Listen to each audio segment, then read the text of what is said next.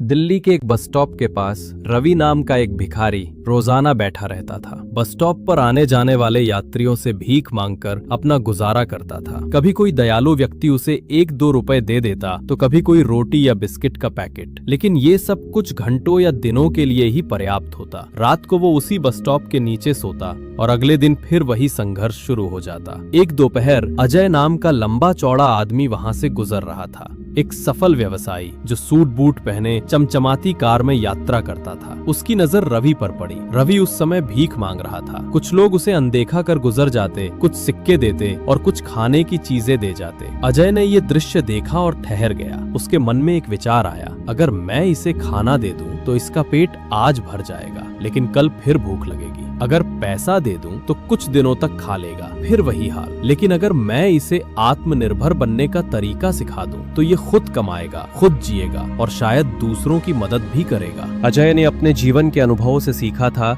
कि असली मदद वो नहीं जो अस्थायी हो, बल्कि वो जो स्थायी परिवर्तन लाए। अजय ने फैसला किया। वो पास की एक दुकान पर गया और पानी की बोतलों का एक थोक पैकेट और ब्रेड के कुछ पैकेट खरीदे। ये चीजें सस्ती थीं, लेकिन उपयोगी। वो रवि के पास आया और बोला, भाई ये लो, लेकिन सिर्फ खाने के लिए नहीं, बेचने के लिए। रवि हैरान हो गया। उसने कभी ऐसा कुछ नहीं सुना था। अजय ने बैठकर उसे समझाया, देखो ये बस स्टॉप है, रोजाना सैकड़ों लोग आते जाते हैं। गर्मी में पानी की जरूरत सबको पड़ती है और भूख लगने पर ब्रेड। तुम ये पानी और पाव यात्रियों को मुनाफे पर बेचो, धीरे धीरे बढ़ाओ। व्यापार यही है, छोटे से शुरू करो, मेहनत करो और बढ़ाओ। रवि को पहले तो विश्वास नहीं हुआ। उसके पास तो कुछ भी नहीं था, न अनुभव न पूंजी, लेकिन अजय की आंखों में विश्वास था। उसने कहा, तुम्हारे पास सबसे बड़ी पूंजी है, तुम्हारा समय और इच्छा शक्ति। शुरू करो, असफल होगे तो सीखोगे। अजय ने उसे कुछ बुनियादी टिप्स दिए। ग्राहकों से विनम्रता से बात करो, साफ सुथरा रहो और ईमानदारी। बोलकर वो चला गया, लेकिन उसके शब्द रवि के मन में गूंजते रहे। उस दिन से रवि की जिंदगी बदलनी शुरू हो गई। खुद को साफ सुथरा बनाया। पहले दिन उसने बेचा, मुनाफा हुआ, वो खुश हो गया। ये उसकी अपनी कमाई थी, भीख नहीं। अगले दिन उसने और मेहनत की। सुबह जल्दी उठकर बस स्टॉप साफ किया और मुस्कुराकर ग्राहकों को बुलाया। धीरे धीरे बिक्री बढ़ी। अब वो सिर्फ पानी और ब्रेड ही नहीं, चिप्स, बिस्किट जैसी छोटी चीजें भी जोड़ने लगा। महीनों बीतते गए। रवि ने सीखा कि व्यापार में धैर्य और योजना जरूरी है। उसने छोटी छोटी बचत की। पहले एक छोटा सा ठेला खरीदा, फिर बस स्टॉप के पास एक छोटी दुकान किराए पर ली। अब उसकी दुकान रवि जनरल स्टोर के नाम से जानी जाती थी। वहाँ पानी, ब्रेड, स्नैक्स, चाय, कॉफी सब मिलता। रवि अब आत्मनिर्भर था। उसने 2-3 लड़कों को नौकरी दी जो उसके जैसे ही थे, बेरोजगार और निराश।